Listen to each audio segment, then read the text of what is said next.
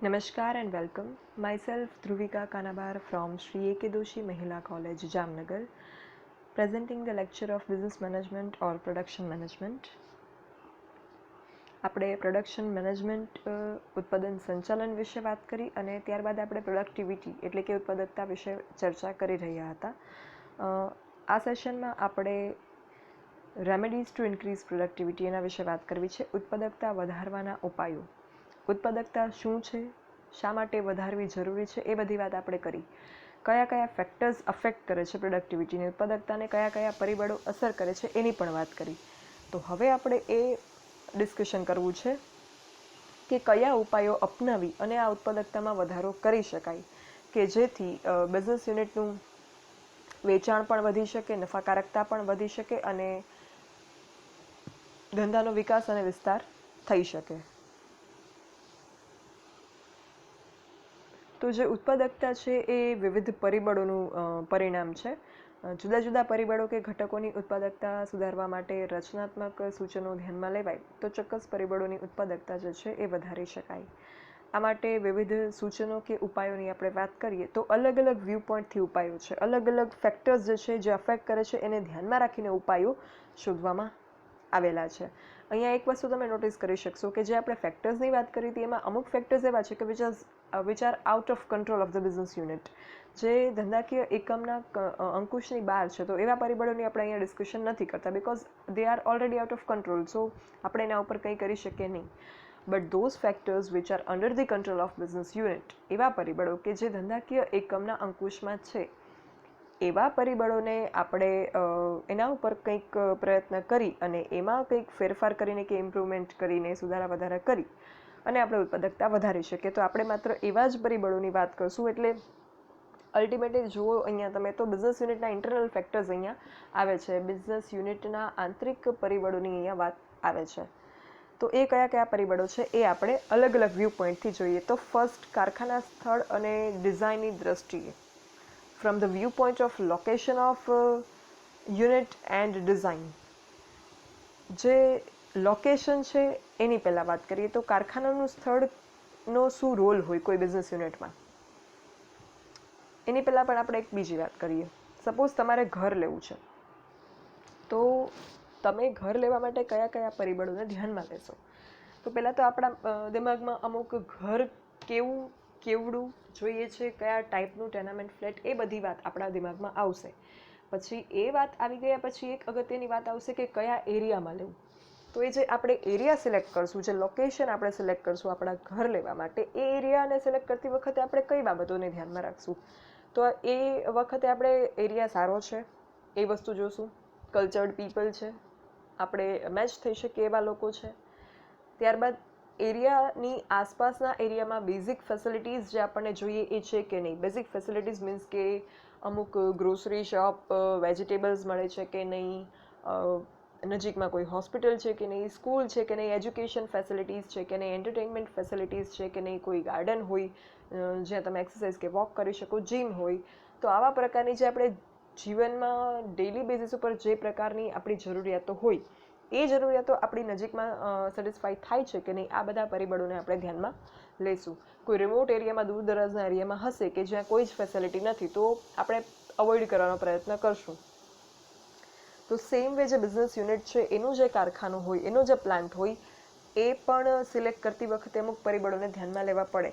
જેમ કે કાચો માલ ત્યાંથી નજીકમાંથી મળી રહે છે એમ છે કે નહીં, બિકોઝ કાચો માલ બહુ દૂરથી લાવવો પડશે તો આપણું ટ્રાન્સપોર્ટેશન એક્સપેન્ડિચર વધી જશે, વાહન વ્યવહાર ખર્ચ વધશે, પછી કાચા માલનો વચ્ચે બગાડ પણ થશે.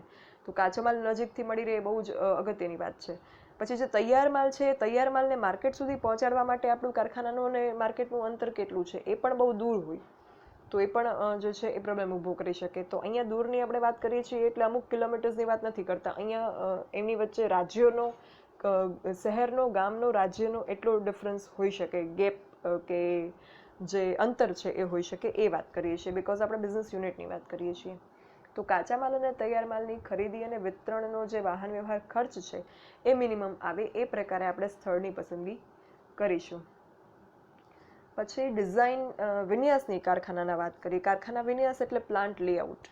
હવે આપણે પાછી આપણા ઘરની વાત કરીએ તો ઘર તમે લેશો, સપોઝ જે પ્રકારની ફેસિલિટીઝ સરાઉન્ડિંગ્સમાં એરિયામાં હશે એ તમે પસંદ કરીને ફાઇનલી તમે ઘર લેશો. તો ઘરનો નકશો જનરલી કેવો હોય? સૌથી પહેલાં તમે એન્ટર થાવ એટલે ડ્રોઈંગ રૂમ આવે, જેને આપણે બેઠક રૂમ પણ કહીએ છીએ, તો એ આવે. હોલ પણ જેને કહેવાય છે તો એ આવશે, મતલબ કે જ્યાં ગેસ્ટ આવી અને તમે એને બેસાડો, વેલકમ કરો. એના પછી બાકીનું બધું આવે, પછી બેડરૂમ છે કે કિચન છે કે જે કંઈ છે એ. તો એવી રીતના હોય. ક્યારેય એવું ન થાય કે ઘરનો દરવાજો ખોલો ત્યાં પહેલાં બેડરૂમ આવી જાય, અથવા તો ઘરનો દરવાજો ખોલે ત્યાં કિચન આવી જાય. હોય ક્યારેક એક્સેપ્શનલ કેસીસમાં એવા નકશા હોય પણ છે, વિચ ઇઝ વેરી ફાઇન, કંઈ જ ખોટું નથી. Ultimately those who are living there એ એમને જે છે એ વસ્તુ ટેકલ કરવાની છે. સો એવો કોઈ સ્ટાન્ડર્ડ કે યુનિવર્સલ કોઈ એવું નથી, બટ જનરલી આ પ્રકારનો નકશો હોય સામાન્ય સંજોગોમાં. અપવાદ દરેક જગ્યાએ હોય છે અને એ અપવાદ બહુ જ સામાન્ય છે હોવા એ. તો એ વસ્તુ જે છે એ ડિઝાઇન એ રીતની છે કે ગેસ્ટને બેસાડવાની જગ્યા ક્યારેય ઘરમાં બહુ ઊંડે ના હોય, કારણ કે તો શું થાય, આખા ઘરમાંથી પસાર થઈને એમને લઈ જવા પડે, વિચ ઇઝ સમવેર પ્રાઇવસી જે છે એ ભંગ થાય. તો એ વસ્તુ ના હોય. ગેસ્ટ જે છે એ ફર્સ્ટ રૂમ જે હોય એમાં જ આવીને બેસે. બેડરૂમ છે તો એ થોડો ઊંડા ગાળે હોય કે જ્યાંથી લોકોને ડિસ્ટર્બન્સ બહારનો ન થાય. તો આ પ્રકારે કંઈક હોય છે. તો આ શું થયું, જે અરેન્જમેન્ટ છે એ ટીવી છે તો ટીવી ગેસ્ટ જે બેસે જ્યાં ડ્રોઈંગ રૂમ ત્યાં હોય. જનરલી બેડરૂમમાં લોકો ટીવી નથી રાખતા. Again exceptional are always there, but એવું માનવામાં આવે છે કે ટીવી બધા સાથે બેસીને જોવું જોઈએ, એ સિવાય આખો દિવસ ટીવી જોવું જોઈએ નહીં. દેટ ઇઝ વાય ડ્રોઈંગ રૂમમાં ટીવી હોય. તો આ જે બધું છે અરેન્જમેન્ટ, કે પહેલાં આ રૂમ હોવો જોઈએ, પછી આ હોવો જોઈએ, ફ્રીજ છે તો એ બને ત્યાં સુધી કિચનમાં જ હોય, બિકોઝ એનો ઉપયોગ ત્યાં વધારે થતો હોય. તો આ જે બધી અરેન્જમેન્ટ છે, આ અરેન્જમેન્ટ એ શું છે, એ લેઆઉટ છે, હાઉસ લેઆઉટ. તો એવી રીતના પ્લાન્ટ લેઆઉટ પણ હોય, એટલે કે કારખાના વિન્યાસ. આ ઘર વિન્યાસ છે. તો કારખાના વિન્યાસમાં શું જોવાનું હોય?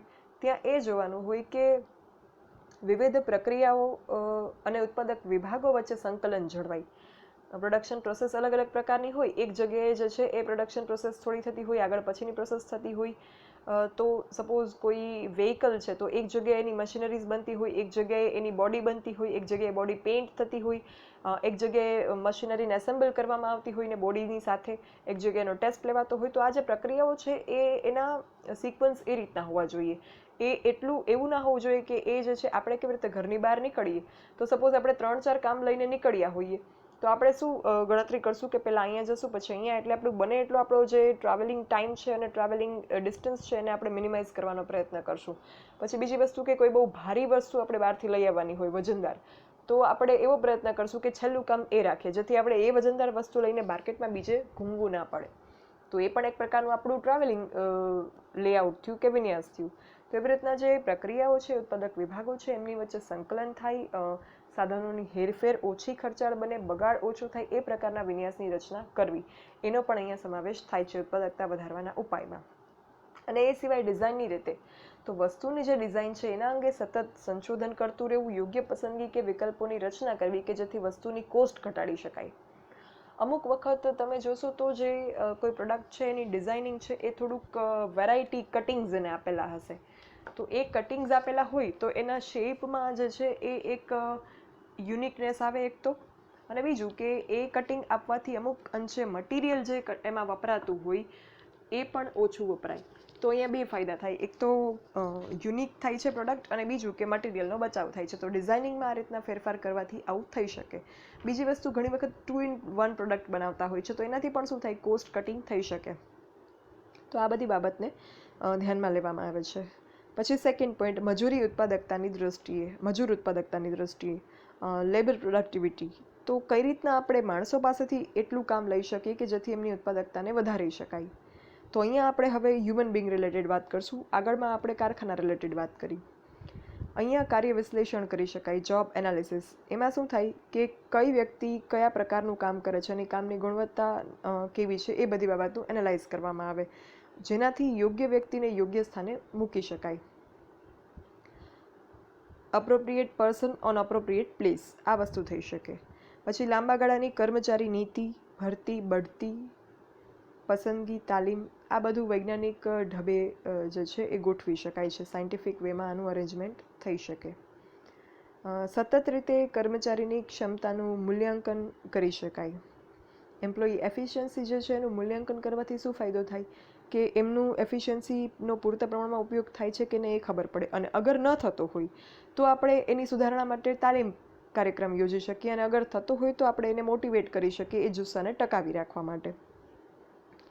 પછી ઉત્પાદનની પદ્ધતિ જે છે એનું સરળીકરણ અને પ્રમાણીકરણ કરવું, simplification and standardisation of production process, કે જેનાથી જે મજૂરો છે એ પ્રોડક્શન પ્રોસેસને અપનાવી શકે યોગ્ય રીતે.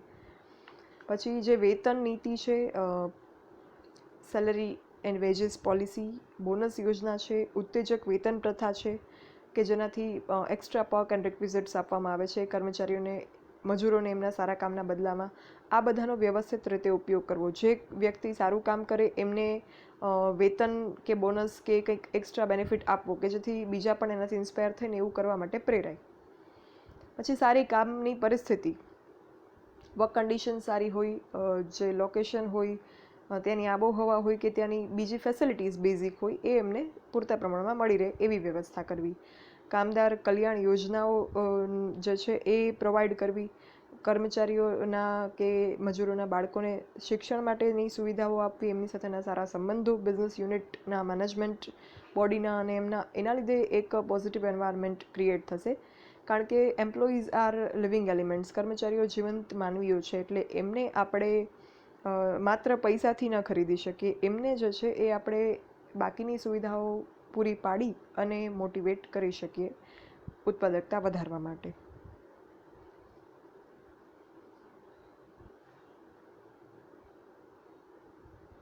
ત્યારબાદ વાત આવે છે માલ સામગ્રીની ઉત્પાદકતાની દૃષ્ટિએ, પ્રોડક્ટિવિટી ઓફ ઇન્વેન્ટરી. માલ સામગ્રી એટલે તૈયાર માલ બનાવવા માટે જેટલો પણ માલ વપરાય છે એ. એના માટે આપણે વાત કરીએ તો ઘણી વખત એવું થાય કે આપણે કાચો માલ કુકિંગમાં ગમે એટલો વાપરીએ પણ આપણું આઉટપુટ જે છે ને એ ઓછું જ આવે. પછી આપણે અમુક ટિપ્સ કે ટ્રિક્સ ક્યાંકથી જોઈએ, શોધીએ, સાંભળીએ, પછી આપણે ખબર પડે કે ઓકે આપણે કાચો માલ આટલો વાપરીએ છીએ અને સામે તૈયાર માલ આટલો આવે છે ને, તો એના માટે આપણે આ ટ્રીક અપનાવી શકીએ, પછી એમાં સુધારો થાય. એવી રીતના જે બિઝનેસ યુનિટ છે એમાં જે કાચો માલ વપરાય છે, જે માલ સામગ્રી વપરાય છે, એમાં પણ આપણે ઉત્પાદકતા એમાંથી વધી શકે એવા પ્રયત્ન કરી શકીએ.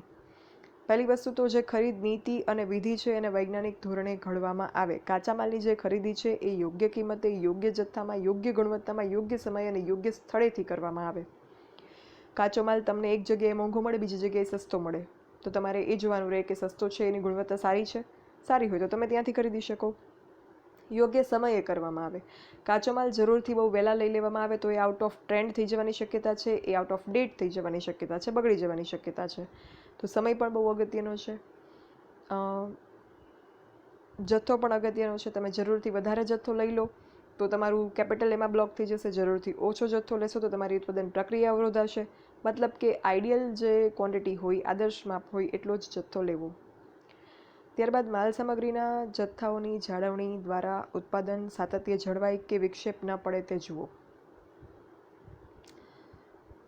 માલ સામગ્રીના જે જથ્થા હોય એની જાળવણી કરવી પણ બહુ જ અગત્યની છે. લીધા પછી એનું સ્ટોરેજ બહુ ઇમ્પોર્ટન્ટ છે. અમુક વખત અમુક પ્રકારના માલ સામાનને અમુક પ્રકારનું એન્વાયરમેન્ટ પ્રોવાઈડ કરવું પડતું હોય, ઠંડુ એન્વાયરમેન્ટ, હૂંફાળું એન્વાયરમેન્ટ.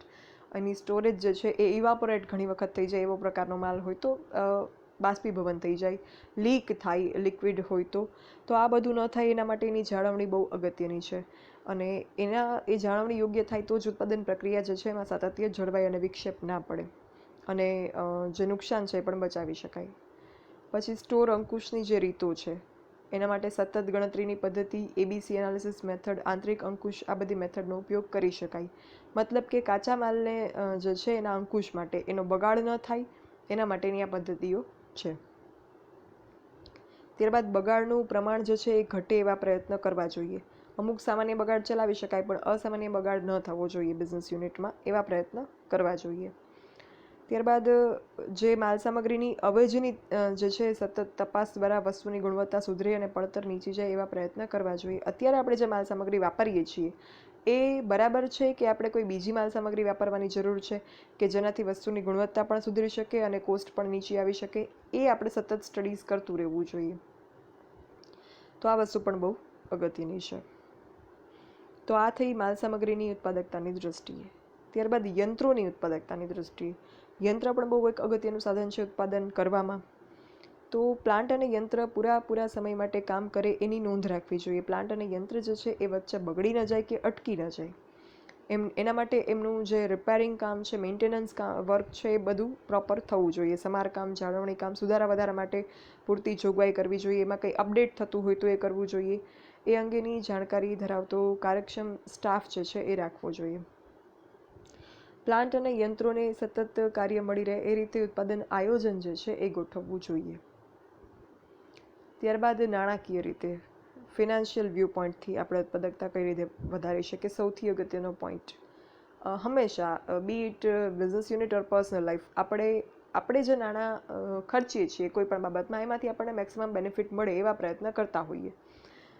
પહેલું એક આમ તો on a lighter note jokes તરીકે કહેવામાં આવે છે, but I will try to give some other hint from that. એક વસ્તુ મેં બહુ વાંચેલી કે સાંભળેલી છે કે જે આ ઇન્ટરનેટ પેક હોય છે આપણે મોબાઈલમાં કરાવતા હોઈએ છીએ એ ઘણી વખત આખું પૂરું ન થાય તો આપણને એમ થાય કે ઓ આટલું મિસ થઈ ગયું, આટલું આપણું જે છે એ વેસ્ટ થઈ ગયું આપણું પેકેજ ઇન્ટરનેટનું. આપણે એક દિવસના 1.5 GB મળતું હોય ને આપણે પૂરું ન વાપરી શકીએ તો આપણને અફસોસ થાય. બટ એક વસ્તુ ખાસ ધ્યાનમાં રાખવી એઝ અ સ્ટુડન્ટ તમારે લોકોએ કે કોઈ પણ ઇન્ડિવિજ્યુઅલે, નોટ ઓનલી સ્ટુડન્ટ, કે ઇન્ટરનેટ પેક જે છે કદાચ તમારું 1 GB હશે ને 1/2 GB વપરાશે તો ઇટ્સ ફાઇન. બાકીનું 1/2 GB જે વેસ્ટ ગયું એની સામે તમે બીજું કંઈક તમારી એકચ્યુઅલ લાઈફમાં અગર વેલ્યુ એડિશન કરી શકતા હોય તો એ કરવાનો પ્રયત્ન કરવો. Loss of 1/2 GB does not matter. ઘણી વખત એવું બને કે એ 1 GB વાપરવાના ચક્કરમાં તમે જિંદગીની બીજી ઘણી અગત્યની બાબતોમાં ધ્યાન દેવાનું ચૂકી જતા હોવ, which may cost you a lot in future, જે તમને અત્યારે ખબર ના પડે. તો આ વસ્તુને જે છે એ થોડીક ગંભીરતાથી લેવાનો પ્રયત્ન કરજો. યંત્રની ઉત્પાદકતા ઉપરથી મને ધ્યાનમાં આવ્યું તો કહ્યું. સો પ્લાન્ટ અને યંત્રોની જે ઉત્પાદકતા છે એ વધારવા માટે એમનું જાળવણીનું કામ કરવું જોઈએ. નાણાકીય ઉત્પાદનની યસ આપણે વાત કરતા હતા. ફિનાન્શિયલ વેમાં આપણે ઉત્પાદકતા વધારવા માટે શું કરી શકીએ? જેટલા નાણાં આપણી પાસે છે, જેટલું ફંડ આપણી પાસે છે એમાંથી આપણે બને એટલું વધારે કરવાનો પ્રયત્ન કરવો જોઈએ. એના માટે આપણે બજેટરી અંકુશનો ઉપયોગ કરી શકીએ. અંદાજપત્રી અંકુશ, બજેટ બનાવીએ, કેટલો ખર્ચ થશે, કેટલી આવક થશે, તો આપણે આપણા ખર્ચ ઉપર અંકુશ મૂકી શકીએ અને આવકના વધારા માટે પ્રયત્ન કરી શકીએ. કેપિટલ બજેટનો ઉપયોગ કરી શકીએ કે જેનાથી આપણું કેપિટલનું અલોકેશન આપણે કેવી રીતના કરશું એ પ્લાન કરી શકીએ. કાર્યક્ષમ મૂડીની પ્રાપ્તિ અને ઉપયોગની યોગ્ય વ્યવસ્થા ગોઠવી શકીએ જેથી બિન વપરાયેલી મૂડીની અછત જેવી સ્થિતિ ના સર્જાય. તો આ બધી બાબતોને ધ્યાનમાં રાખીને આપણે ઉત્પાદકતાને વધારી શકીએ. These all are the remedies to increase productivity and business unit. From the viewpoint of plant location and design, from the viewpoint of labor productivity, from the viewpoint of inventory productivity, from the viewpoint of machineries productivity, and from the viewpoint of financial productivity. So thank you, and for any doubts or queries you can write me on this mail dbk9akdmc@gmail.com. Thank you.